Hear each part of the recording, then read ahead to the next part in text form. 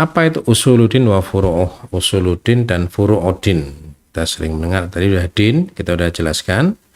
Sudah dijelaskan oleh kitab ini. Sekarang usuluddin dan furu'uh. Furu'uh artinya furu'uddin, ya. Usuluddin dan furu'nya atau furu'uddin. Secara garis besar kita sudah, saya kira antum semua sudah memahami usul adalah dasar, asal ya, dasar, sumber, pokok, ya, adin agama. Agama tadi kita sudah sebutkan, furu'uh dan cabangnya agama.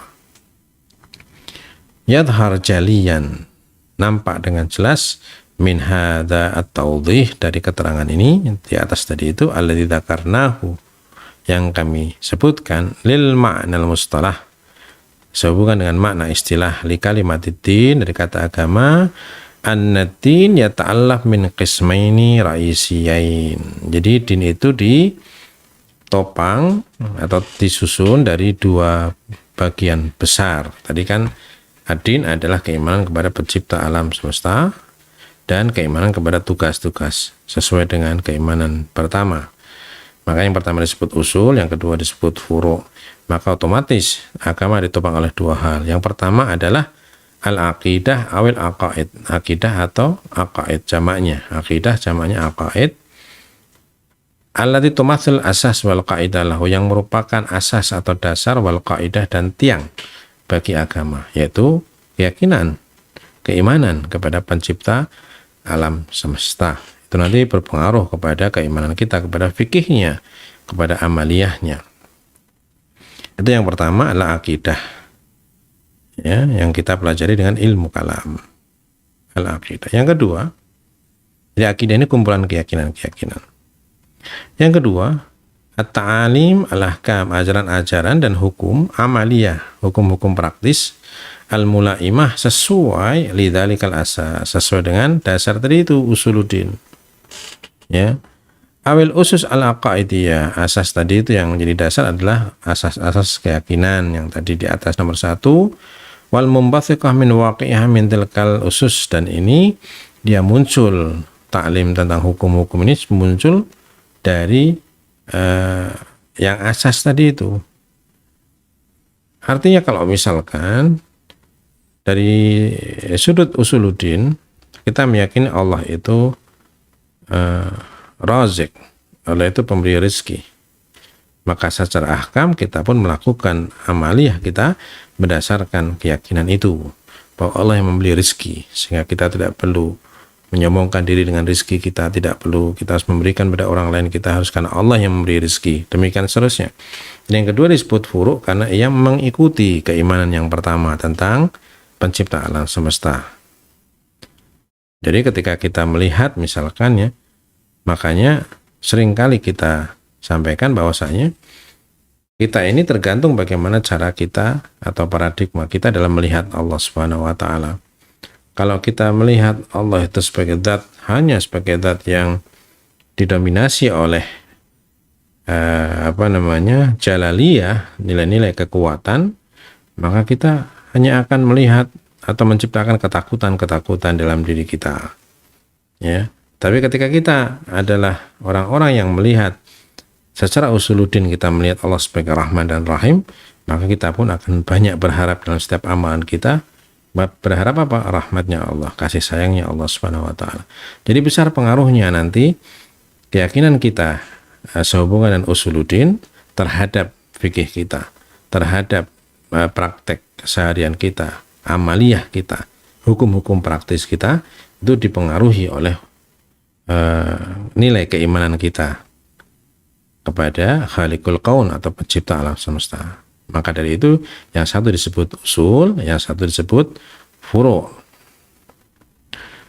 Nah, wa min huna, dari sini, kana minal munasib, maka sangat sesuai an yusamma qismul aqaid, untuk dinamakan ilmu aqaid minaddin, ilmu akidah dalam agama ini sangat pas, ya, sangat sesuai untuk kita sebut bi al-usul, jadi usuluddin. Wa qismul ahkamul amaliyah, dan bagian yang merupakan hukum-hukum praktis itu disebut furu' atau furu'uddin. kama stakhdama ulamaul muslimin, sebagaimana para ulama kaum muslimin menggunakan dua istilah ini, hadainil mustalahain, menggunakan dua istilah ini fi majalil aqaid wal ahkam untuk menyebut akidah dan juga hukum, yaitu akidah usuluddin, hukum itu furu'uddin. Kemudian ar-ru'yah al-kauniyah. Ru'yah al-kauniyah. Ada sebagian istilah juga mengatakan an-nadrah al-kauniyah, pandangan terhadap alam, atau kita sebut juga mungkin paradigma terhadap alam.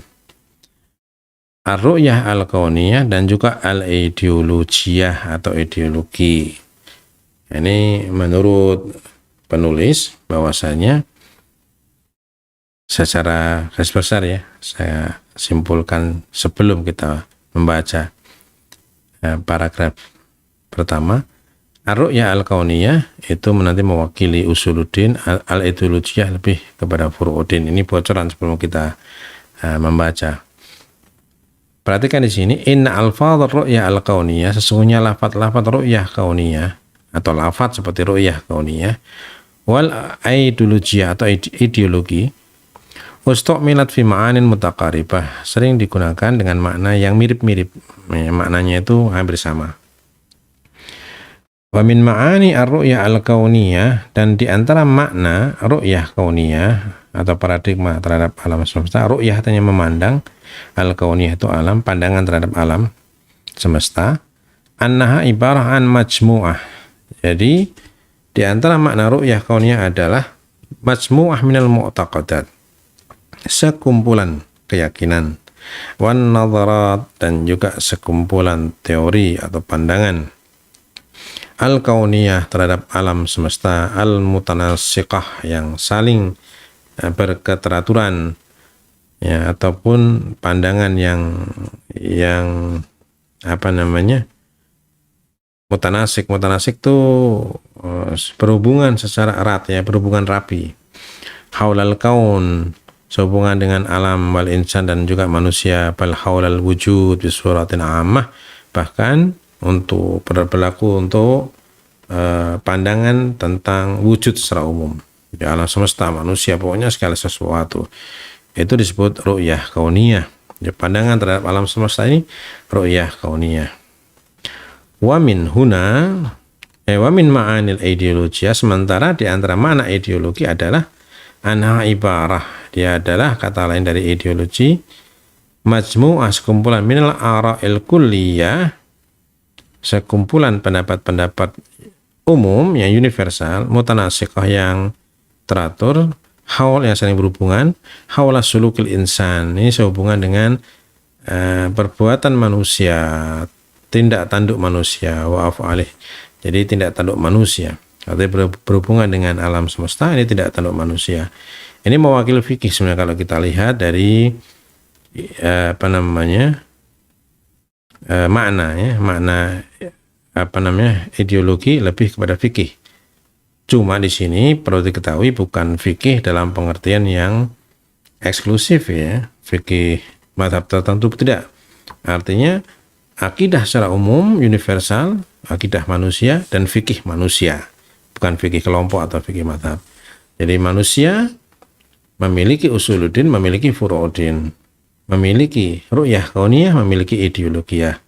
Ideologiyah atau ideologi adalah hasil daripada keimanan atau hasil daripada ru'yah kauniyah. Cara pandang kita terhadap alam semesta pasti akan mempengaruhi bagaimana tingkah laku kita dalam kehidupan kita.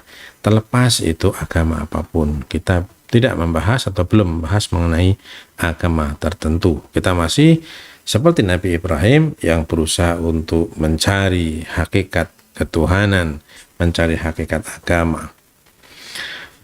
Ala kulli hal, wa ala hadainil ma'nayain, berdasarkan keterangan atau makna yang tersebut di atas tentang ru'yah kauniyah dan juga ideologi, yumkin an yu'tabar an-nizam al-aqaidi wal usuli, mungkin kita anggap undang-undang akidah, undang-undang keyakinan yang bersifat usul atau dasar likulli din, untuk setiap agama. Ingat, untuk setiap agama, ya, bukan kelompok tertentu, ya, semua agama. Huwa ru'yatuhu syamilah, itu yang disebut ru'yah mereka, ru'yah kauniyah mereka. Jadi kalau kita melihat hukum-hukum yang berhubungan dengan keyakinan, itu disebut dengan ru'yah kauniyah kepada pencipta alam semesta. Dan kelompok yang kemudian tidak meyakini adalah pencipta alam semesta pun memiliki ru'yah kauniyah terhadap alam, ru'yah kauniyah atau cara pandang terhadap alam. Tapi ru'yah kauniyahnya bukan ru'yah kauniyah ilahiyah, tapi ru'yah kauniyah madiyah atau paradigma materialis. Wanidham ahkamihil amaliyatil kulliyah. Sementara kalau tadi akidah, undang-undang akidah atau keyakinan itu disebut dengan ru'yah kauniyah. Sementara undang-undang hukum praktis yang bersifat kuli secara keseluruhannya, kuli artinya universal. Ingat, kita masih membahas hal universal. Ideologi tuh, maka itu disebut ideologinya. Ya. Wa yatamatsalani fi usulidin wa furu'ih, dan itu menyerupai usuluddin dan furu'uddin, atau kata lain daripada usuluddin dan furu'uddin. Walakin, tapi ingat, seperti saya katakan tadi, yalzamut ta'kid, harus ditekankan ala anna mustalahal ideologiyah, bahwasanya istilah ideologi la yashmulul ahkamul juz'iyah, tidak mencakup hukum-hukum yang bersifat juz'i, parsial dan eksklusif. Tidak. Ideologi adalah pengertian fikih secara umum, bukan fikih agama fulan, bukan fikih apalagi madhab fulan dan lain sebagainya. Tidak, itu tidak disebut ideologi, itu sudah disebut fikih madhab. Ideologi adalah amaliyah atau hukum atau undang-undang praktis, undang-undang amaliyah yang bersifat umum, yang sesuai dengan ru'yah kauniyahnya. Misalkan ru'yah kauniyahnya ru'yah kauniyah ilahiyah, misalkan pandangan atau paradigma terhadap alam adalah paradigma ketuhanan, ya nanti amaliyah dia ya sesuai dengan itu pasti. Ya, tidak meyakini misalkan dalam setiap amalan tidak meyakini bahwa diawasi oleh yang namanya Tuhan dan lain sebagainya, tidak. Ini sesuai dengan la yasmul ahkamul juz'iyah. Ingat, kita membahas universalitas agama. Kama ana mustalah ru'yah kauniyah, sama juga dengan ru'yah kauniyah di sini la yasmul mu'taqadatil juz'iyah. Tidak, kita tidak sedang membicarakan keyakinan yang bersifat parsial atau juz'i atau khusus eksklusif, ya.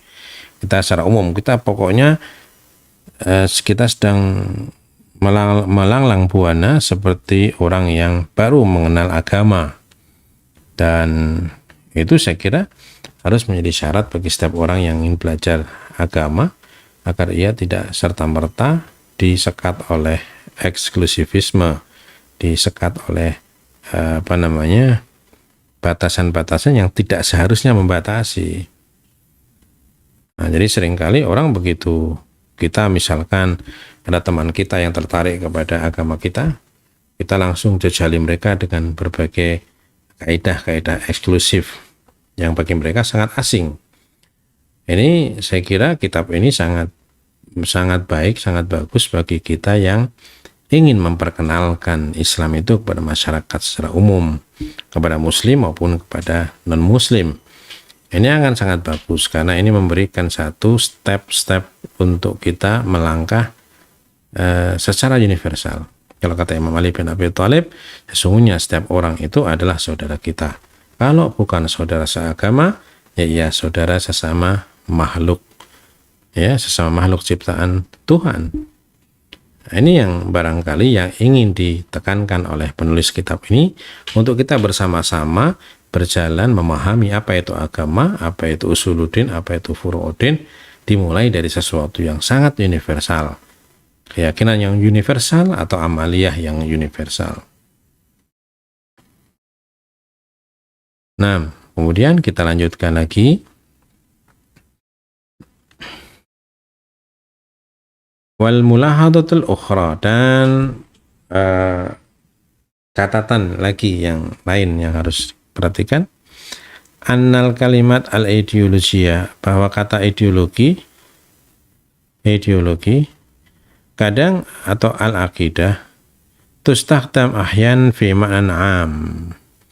Jadi seringkali ideologi atau amaliyah, sebenarnya ini bukan akidah, amaliyah itu kadang dipakai secara makna akidah gitu mungkin maksudnya. Ya dipakai, kadang-kadang dipakai pada makna umum di mana mencakup juga ru'yah kauniyah. Jadi seringkali kita juga mengatakan ideologi ketuhanan, ideologi materialis misalkan. Padahal sebenarnya itu ru'yah kauniyah materialis, ru'yah kauniyah ilahiyah ketuhanan, atau ideologi adalah ideologi sesuai dengan ru'yah kauniyahnya.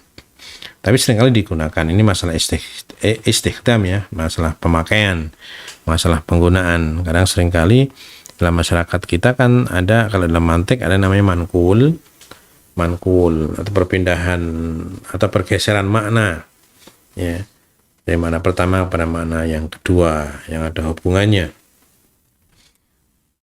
Bisa kita lihat mengenai mankul dan murtajal pada pembahasan mantik di channel yang sama ini. Nah, sekarang berarti sudah jelas antara ru'yah kauniyah dengan ideologi. Kemudian ru'yah kauniyah itu sendiri atau pandangan terhadap alam semesta itu pun dibagi dua. Ada ru'yah kauniyah ilahiyah, ketuhanan ya, berbasicnya adalah ketuhanan, keyakinan akan adanya pencipta alam semesta, wal madiyah, dan materialis yang meyakini bahwasanya alam semesta tercipta dari reaksi, kemudian pertemuan antara unsur-unsur materi, kemudian terciptalah unsur yang ketiga, dan seterusnya. Nulahid bainan nas al-kathir min anwa'ir ru'al kauniyah. Kita bisa perhatikan di antara masyarakat kita, manusia-manusia yang banyak itu, min anwa'ar ru'a al-kauniyah. Banyak, kita akan melihat banyak sekali ru'yah kauniyah. Macam-macam. Pandangan terhadap alam semesta itu kan bermacam-macam.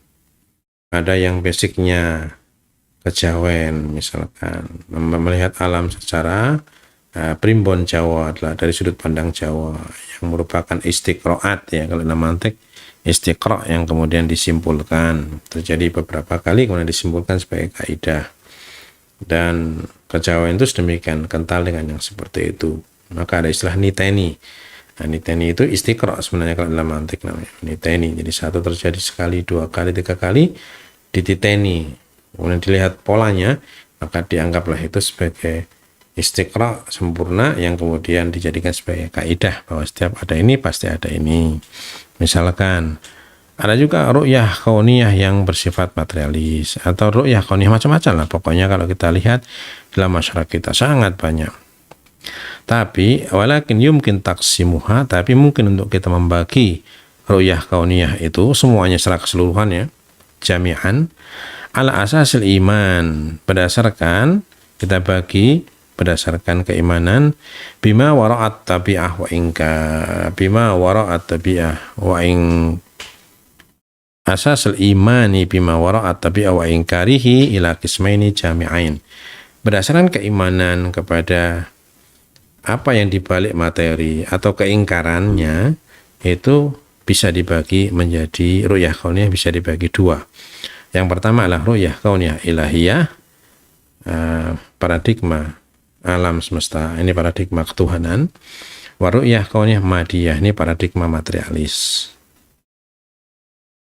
Wa kana yutlaq fil azminatis sabiqah ala ma yatabanna ru'yal kauniyah madiyah, dan dulu disebutkan pada zaman-zaman terdahulu orang yang berpegang kepada ru'yah kauniyah materialis disebut dengan at-tabi'i, misalkan kalangan at-tabi'i, berarti at-tabi'i lebih kepada saintis ya. Ad-dahri, dahar pada zaman, bahkan sebagian secara ekstrem menyebut mereka zindik, mulhid, ateis ya. Bahkan ada orang yang mengatakan orang yang belajar mantik itu zindik ya. Ala kulli hal, itu karena dia tidak memahami apa itu mantik dan apa yang kita bahas di dalam mantik. Amma fi asrina, itu zaman dulu sering disebut tabi'i ya, ad-dahri atau zindik ya, mulhid, ateis.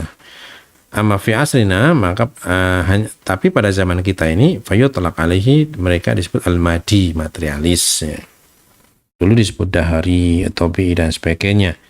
Ini barangkali suatu saat ketika melihat sejarah ya, agama, seperti misalnya kita melihat milal wa nihal, itu ada istilah tobi, dahri dan lain sebagainya, itu kata lain daripada al-madi atau materialis. Walil madiyah madzahib wattijahat adidah, dan tentunya materialisme itu memiliki madhab dan juga pandangan yang bermacam-macam. Nanti akan muncul kelompok materialis pun bermacam-macam. Asyharuha, yang mungkin yang paling masyhur fi asrina pada zaman kita adalah al-madiyah dialektikiyah atau materialis dialektik. Menjadi yang merupakan sisi filosofis daripada Marxisme. Alati tumathil al-bu'd al-falsafi, yang mencerminkan sisi filsafat dari Marxisme, gerakan Marxiyah atau gerakan Marxisme. Yatadihu mimma sabaq aydan, jelas dari apa yang telah kita sampaikan tadi, anna majala ru'yah kauniyah, bahwasanya ru'yah kauniyah la yatahaddad bi hududil mu'taqadatid diniyah. Ketika kita mengatakan ru'yah kauniyah, itu tidak dibatasi dengan batasan keyakinan agama. Kita sedang membicarakan pandangan manusia terhadap alam semesta. Li'anna kalimat ru'yah kauniyah, karena kata ru'yah kauniyah syamilah, mencakup lil mu'taqadatil ilhadiyah wal madiyah, karena ru'yah kauniyah juga mencakup keyakinan akan ateisme dan materialisme. Itu pun disebut ru'yah kauniyah, paradigma mungkin ya. Kama anna kalimat al-ideologiyah, sebagaimana kalimat ideologi la tahtassu, tidak khusus bil ahkam wa ta'alimid diniyah fahasb, tidak khusus hanya berhubungan dengan hukum-hukum dan ajaran agama saja. Ya, karena memang ideologi mengikuti ru'yah kauniyah. Kalau ru'yah kauniyah madiyah, ya otomatis ideologinya juga madiyah. Ya, materialis. Nah, kemudian bagian terakhir dari bab ini, al-adyan samawiyah wa usuluha. Jadi agama samawi, apa atau yang disebut dengan agama samawi itu, ya kan? Kita sering sebut agama samawi, agama samawi. Kita ingin tahu sebenarnya apa itu agama samawi, sehingga kita bisa mengidentifikasi dan membedakan antara agama samawi dan agama ardhi. Ikhtalafa ulama ul-adyan wal istima'. Berbeda pendapat para ulama agama dan juga sosial kemasyarakatan, wa ma'rifatul umam wal ajnas, dan juga ulama yang berhubungan dengan pengetahuan akan umat-umat terdahulu dan juga spesies manusia, berbeda dalam fi tafsirin nasy'atil adyanil mukhtalifah, berbeda dalam menafsirkan awal mula munculnya agama yang bermacam-macam ini. Amma ra'yul islami, tentunya kita tidak akan menyebutkan secara rinci perbedaan itu. Perbedaan bisa antum lihat juga di dalam kitab Milal wa Nihal Syekh Ja'far Subhani, itu sudah diterjemahkan kalau tidak salah oleh almarhum Said Hasan Musawa rahimahullah. Tapi ini kita akan langsung kepada ra'yul islami. Tentunya ini sudah mubarhan ya, sudah diburhankan, sudah ada dalilnya.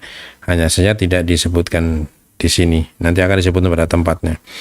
Amma ra'yul islami, ada pendapat islami al-mustafad minal masadir, yang diambil atau yang didapatkan dari sumber-sumber islami fi hadzal masyar, dalam hal ini mengatakan an-din, bahwa agama ulida ma'al insan alal basitah, bahwa agama itu lahir bersama manusia, menyatu dengan manusia, alal basitah ya. It annal insan, karena sesungguhnya manusia al-awwal alal ard, manusia pertama di muka bumi, huwa Adam alaihissalam, karena Nabi Allah, Adam adalah Nabi Allah. wa da'iyan li tauhid, dan mengajak kepada tauhid, mengesahkan atau pengesaan. Wa amal adyanal musyrikah, adapun agama musyrikah yang keluar dari pengesaan, fa innaha wujidat, itu muncul natijatal inhiraf, merupakan muncul sebagai hasil dari penyimpangan, wa tashwihat, dan usaha-usaha untuk memalsukan, wal amal bil ahwa, atau dorongan dan tendensi hawa nafsu, wal matami', dan ketamaan al fardiyah, baik secara pribadi, wal jima'iyah, atau jamaah atau golongan kelompok. Jadi pada dasarnya agama itu mengajarkan tauhid. Agama itu mengajarkan tauhid. Hanya saja seiring dengan perjalanan agama, banyak kepentingan-kepentingan yang kemudian menyimpangkan agama itu. Wa yabghunaha iwaja, dan berusaha menjadikan agama itu bengkok, jalannya itu tidak lurus. Wa yabghunaha iwaja. Sehingga dasar daripada agama itu sebenarnya keesaan, tauhid, mengesahkan, karena sesuatu yang sempurna pastilah esa. Yang sempurna pastilah satu. Ketika lebih dari satu, maka dia tidak sempurna. Dia akan membutuhkan yang lain. Keesaan itu adalah bukti daripada kesempurnaan. Dan itu sebagaimana juga yang sinkron juga dengan apa yang disampaikan oleh Allah dalam Al-Quran, bahwa Allah alastu birabbikum, ketika Allah berfirman kepada arwah kita, ruh kita pada di alamur ruh, alastu birabbikum, bukankah aku ini Tuhan kalian? Qalu bala syahidna, ruh kita menjawab semua bahwa ya, engkau adalah Tuhanku. Jadi kemudian muncullah usaha tasywih untuk menyimpangkan, untuk memalsukan, untuk berusaha untuk menghalangi agama karena tendensi-tendensi hawa nafsu.